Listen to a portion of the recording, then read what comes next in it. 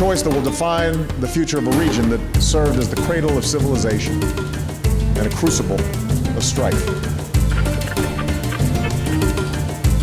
We begin our headlines tonight in Egypt, Israel, Jerusalem, Gaza Strip, the West Bank, Lebanon, Jordan, Syria, Iraq, Turkey, Iran, Saudi Arabia, Yemen, Gulf states.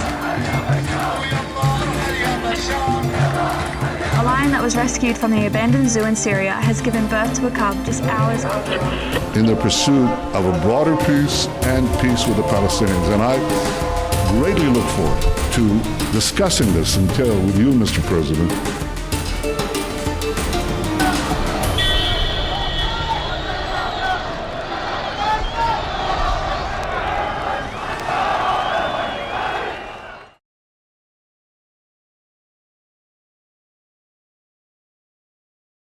Hi, my name's Gemma Neary and welcome to the final edition of Season 2 of the Mon Middle East.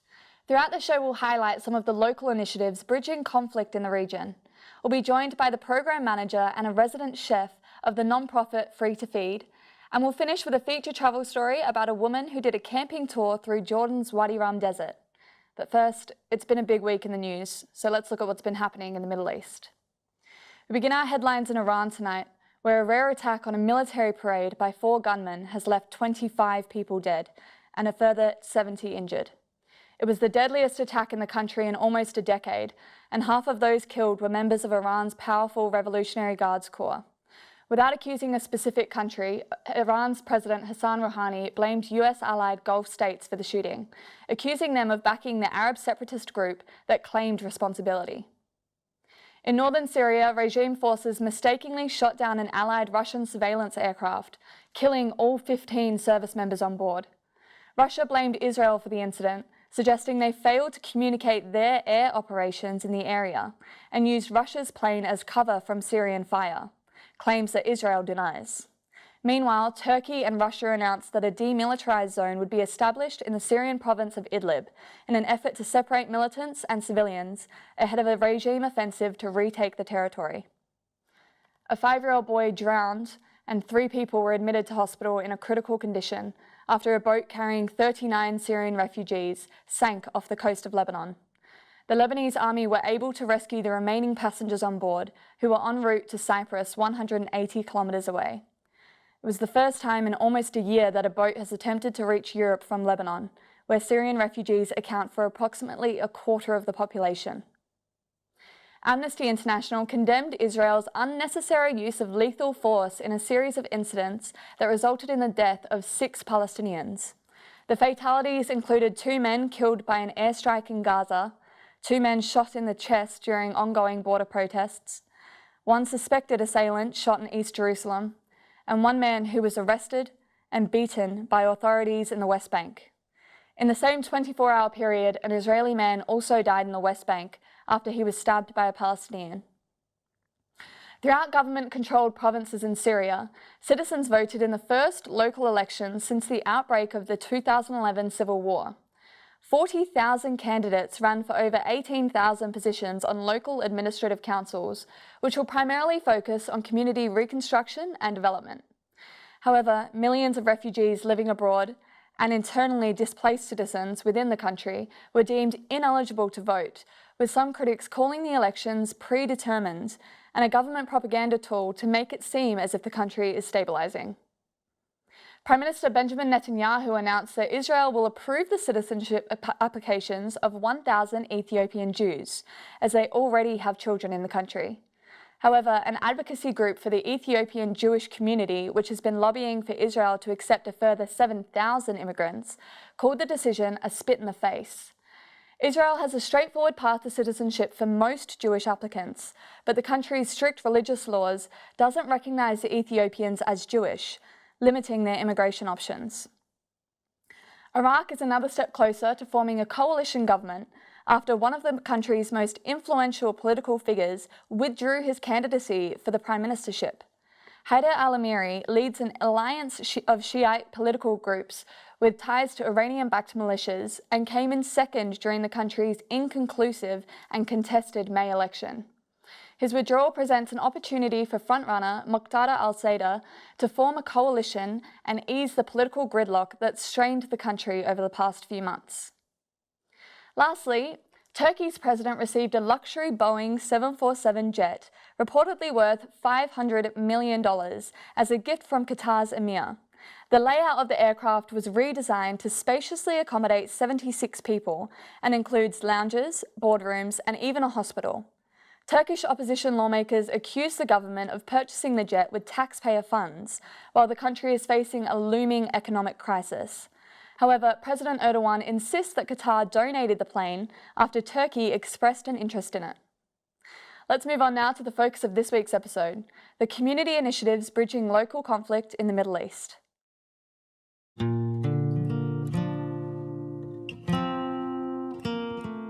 At a food festival in Italy 17 years ago, Jerusalem-born chef Kavok Alamian watched as a Jewish, a Christian, and a Muslim chef cooked harmoniously together in the kitchen, and wondered if this unique collaboration could be built upon in his home city. Among the ethnic, religious, and political tensions that divide Jerusalem, Chefs for Peace was born. The non-profit enterprise caters events that bring together diverse groups of people in the hope of facilitating a sense of cross-cultural understanding around a table of food. The chefs cook a menu of traditional dishes that reflect their individual cultures at gatherings that focus on food, family, and friends, three shared values that transcend existing societal differences. Decades of instability and conflict have exacerbated the political and cultural differences in the Middle East. Tensions are boiling over at the Israel-Palestine borders. Syria and Yemen are grappling with irreparably damaging civil wars, and the Islamic State have inspired affiliates to carry out rogue terrorist attacks around the world. However, also embedded throughout the region are grassroots initiatives like Chefs for Peace, founded by everyday citizens voluntarily striving to cultivate peace and overcome conflict from the ground up.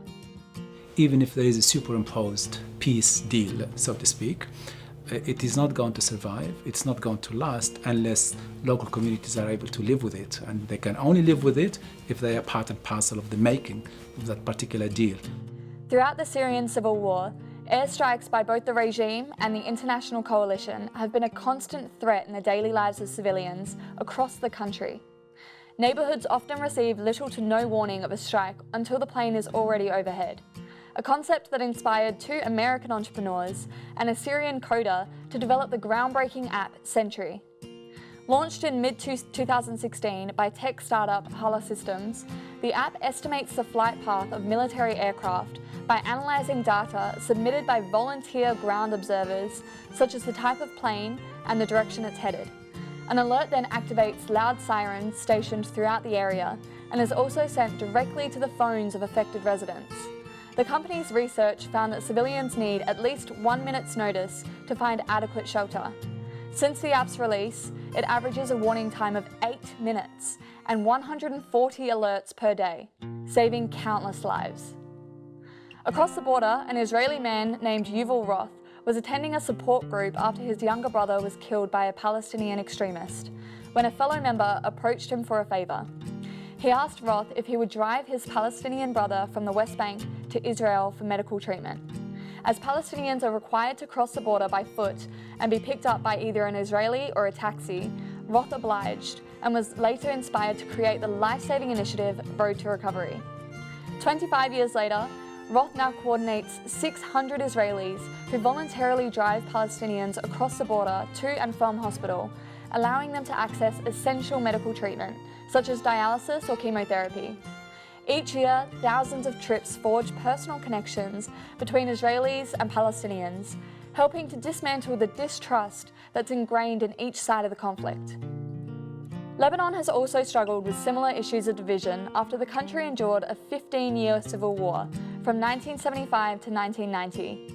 In 2014, more than 2 decades after the end of the devastating conflict, a group of ex-combatants determined to prevent the country's youth from falling into another cycle of violence established the organisation Fighters for Peace. The ex-combatants fought on both sides of the war and come from different social, religious and political backgrounds, but are united in their mission to advance Lebanon's reconciliation process. The group maintains an online archive of testimonies from the conflict, offers psychological support to former fighters, and holds regular presentations at schools and universities, using their personal experiences from the war to establish a constructive dialogue with the country's up-and-coming generation. While large-scale reform is often required in conflict-ridden states, studies have shown that community-driven initiatives encouraging cultural understanding and innovation are essential to establishing sustainable reconciliation. It's easy to miss the impact of these kind of initiatives amidst a news cycle understandably dominated by the region's instability. Nevertheless, continuing to emerge from a kitchen in the back streets of Jerusalem is the sound of an unlikely team of chefs sharing generations-old recipes, a quiet testament to the cultural diversity and historical resilience of the Middle East. We have to go to a break, but stick around as Program Manager of the non-profit enterprise Free to Feed, Nikki Doling, and the resident chef Nairan Tabai joins us to discuss the program's cooking classes that are designed and taught by new refugees.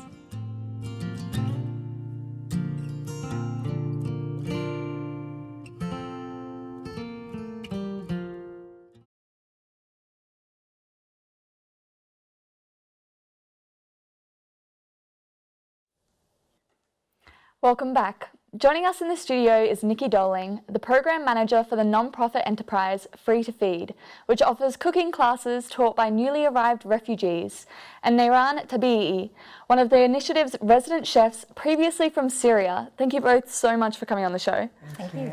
Nikki, can you tell us a bit more about what Free to Feed is and how the initiative started? Sure. Daniel and Loretta are the founders, and it actually started at their kitchen table about 2.5 years ago. Nairan actually was one of the original chefs that joined them, and they, from their own table, and went out to other people's houses and were running cooking classes with Hamed and Nairan. And the venture over time grew as the classes became popular, and we ended up with our own venue, which was really exciting about a year ago, where we run cooking classes from there as well, but people can come in and do community classes or corporate cooking classes. We now do a bit of catering, and now we've got a second venue, which we've just opened in the last 6 months. That's fantastic. Yeah. And Nairan, do you mind giving us a bit about your background on your previous life in Syria and how you came to Australia? I was working as a chef, and I had my business and it grew, but after the war, I just moved to Australia. And you're doing well so far. Thank you. Where does your love of cooking come from? When I was kid, I start to, we are famous in dough, but I start to do the dough. Yep. With my family, of course, grandma, and it grow. I become chef and I study. Lovely. Yeah. Nikki, how does Free to Feed find chefs like Nairan who have recently arrived in Australia and have a strong background in cooking and entrepreneurship? Yeah, it's amazing because all of our chefs have all talented cooks. So we're not training anyone how to cook, they all know how to do that. Yep. We're providing them with a platform not only to start their employment history in Australia, but also to join their community. So we have sourced through a number of different organisations, Asylum Seekers Resource Centre, Brotherhood of St Lawrence. We've joined with them to make sure that we're finding the right talent to come in and teach with us, and not only teach us how to cook, but teach us about their culture, about their food, about their experience being a refugee as well. Yeah. How would you both describe the impact that the cultural experiences offered by Free to Feed have had on both the resident chefs and on the participants who take part? When we gather, we share the story, and we bring the idea about culture. And we share, some people, they go to Middle East and they share their idea, how they feel about it. When I ask all the time a question, what you know about asylum seeker? What you know our culture? Why we have similarity, what the spices we use, all about culture, the history. Yesterday I had class and we discussed about culture and the history and how many years we be in contact with all world, as a Syrian, and they don't know anything about Syria at far away and just the war. But we start to understand what's happening there. Yeah. I think the classes aim to break down a number of barriers, and the barriers go in both directions. There's barriers around joining a new community, trying to find your place within that, and not just about employment, but also having someone to listen to your story, which is what the classes provide. But it also provides a platform for those within the community to access information about those cultures in a way that Melbourneites love, because it involves food and brunch and shakshuka, and so it just brings them together over something that they really enjoy, and then they can share conversations around things that might be a little bit more difficult to have just in day-to-day environment. Of course, yeah. Yeah. Nayran, what do you think of the Middle Eastern food in Melbourne, and do you have a favourite restaurant to go to? Of course, I love it. The thing that, because I'm cooking the same food, all the time I'm trying another food. But Middle East especially, I go to the kebabs, and because we are kebab lover. And we have like special restaurant we go, like a lot of name, and it's my favorite. And when I cook it, I share the love that we gather as a family. Of course, yeah. Nikki, how's the program grown since its launch? In what ways can viewers watching at home support the initiative? Well, of course, the main way they can support the initiative is to come along to a cooking class, of course, which is the easiest way to do that. Interestingly, we've had one of the ways that we've grown in the last 6 months in particular, now that we have a larger venue, is we're having more workplaces come in and bring their people in for team building exercises. And most of that's come from people who've actually gone to one of our community classes. We've had it in their home, and they've gone, this is something that I think we need to share as a workplace. And that means we're kind of accessing a whole different audience, people that wouldn't normally hear the messages that we're talking about. And so it's probably spreading the word in a different way, and kind of broadening that community as well. And just lastly, before we have to go, Nayran, what do you love about cooking, and what can people expect from one of your classes?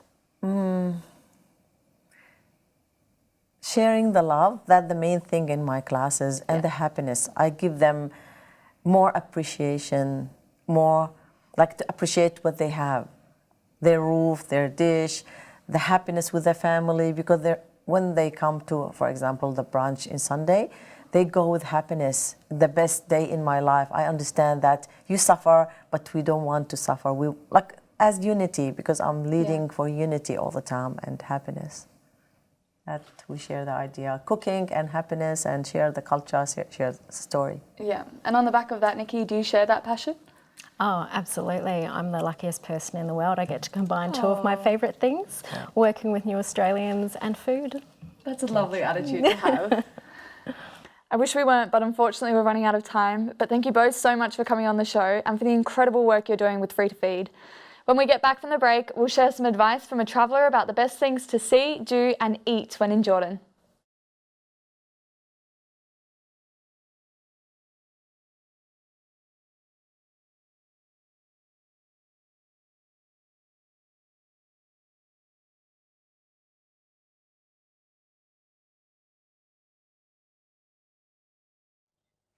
Welcome back. A lot of the content that we cover throughout the show focuses on regional politics and conflict, but we also want to spend a bit of time exploring some of the beautiful destinations and unique experiences that the Middle East has to offer. So to wrap up tonight's episode, we spoke earlier with Roberta, a Canadian woman who spent 3 days on a Bedouin camping tour through Jordan's Wadi Rum desert. Like that? Okay. Okay. And you can hear me okay? Okay.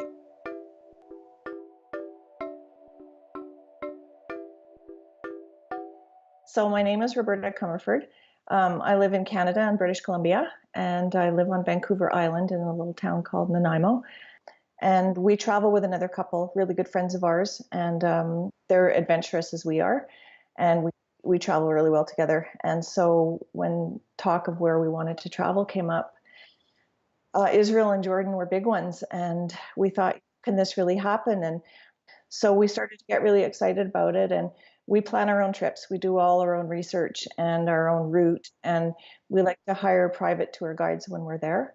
I hadn't really heard much about the Wadi Rum Desert, to be honest, until we started researching. Petra, I had always heard about Petra, but that was more, Indiana Jones riding horseback through the through the canyons and stuff. Oh, and the Dead Sea. We went to the Dead Sea in Jordan, on the Jordan side. Each country argues that their side is better. I love the Jordan side because you could see the sunset over Israel. But the desert, we did a 3-day, 2-night tour in the desert. So we stayed at a Bedouin camp, and it's kind of glamping. They're tents, but they're structured tents above the ground. So we had a guide that took us out, a Bedouin guide, and he took us all over the desert. But he took us to viewpoints where we could see the mountains of Saudi Arabia. He brought food every day. He would find a sheltered spot for lunch, and he made us food from scratch. He'd light a fire. And my favorite dish in Jordan was called zarb, and that's Bedouin barbecue. And so what they do is they dig pits, holes at the bottom, and it's a 3-tier metal rack. The bottom is the lamb, and then the top rungs, I think, are vegetables. And it cooks underground for 3 hours. And just one other really poignant moment that we had, my friend and I, when we were driving from the Dead Sea to Petra. We're going through the desert and the mountains, absolutely gorgeous. And she and I are the picture takers in the group, and we're always saying, "Stop the car!" And we'd jump out to take pictures. And there was this high point cliff kind of thing, and we stopped, and there was a family having a picnic there, and they were cooking shish kebab on a rug. They were sitting on the rug and whatever, but we didn't want to disturb them, so my friend and I just went to the side, and we were taking pictures of the view. And anyway, we got a tap on the shoulder, and the women came over, and they had 2 cups, and they had a pot of tea, and they asked us to have tea with them. This was all unspoken. They didn't speak my language. I didn't speak theirs. But it was this unspoken gesture of tea that you're welcome, you're accepted. And, now that I'm on Instagram and I'm posting pictures, I'm seeing so many pictures. So many people are going to the Middle East, and they're all saying the same thing as me, and they're all saying, it's not to be afraid of. It's, you have, anywhere you go, you have to have due caution, and you're not going to make uninformed choices. Or being there, when people put effects on their photos, like little stars on their photo or whatever, like I was looking at it with stars. It was so unique, if you will, to anything I'd ever seen before. Yeah. Like it was a really good entry into the Middle East for us, and it just has left me wanting more, really. And yeah.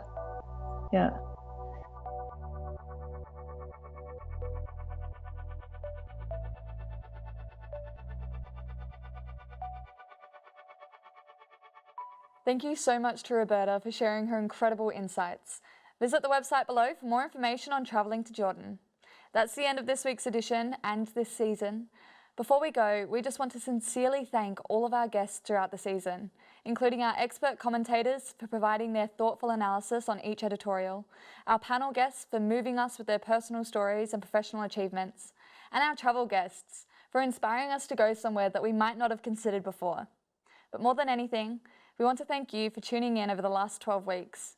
Head to our YouTube channel to catch up on highlights from tonight and previous episodes, and follow along on our social media pages to share your thoughts on anything we covered throughout the season, and for regular updates on the series. I'm Gemma Neary, thank you so much for watching, and have a great night.